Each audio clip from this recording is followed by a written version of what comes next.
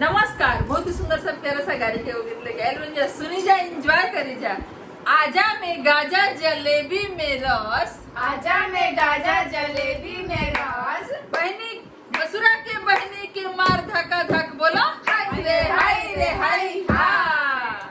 हमरो बिलारी बड़की शिकारी, हमरो बिलारी बड़ी शिकारी, समधी के पोछी पे मोछ रगड़ी, बोलो हाय रे हाय हा।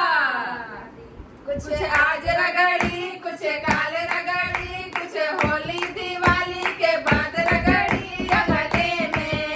अंगने में करौंदा के पौधा लगी, अंगने में करौंदा के पौधा लगी, अंगने में ओइजे भैंसुर सले स्नान करे ले, पूजा पाठ करे ले, अपना बहिनी के छुई छुई दान करे ले।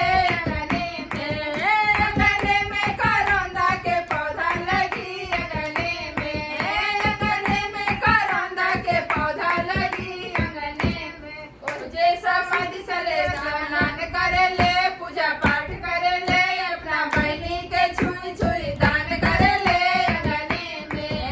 अंगने में करौंदा के पौधा लगी, अंगने में करौंदा के पौधा लगी, अंगने में ओजे पर सले स्नान करे ले, पूजा पाठ करे ले, अपना बहिनी के छुई छुई दान करे ले। अंगने में करौंदा के पौधा लगी, अंगने में करौंदा के पौधा लगी, अंगने में हमरो बिलारी बड़ी शिकारी, हमरो बिलारी बड़ी शिकारी, समधी के मोची पे पोछ रगड़ी, बोलो हाय रे हाय हा। धन्यवाद। गाना अच्छा लगे था वीडियो को लाइक करी जा, शेयर करी जा, नए बन जा चैनल पर हमने के पहले बार देखा तो नहीं जा तो सब्सक्राइब जरूर करी जा। धन्यवाद।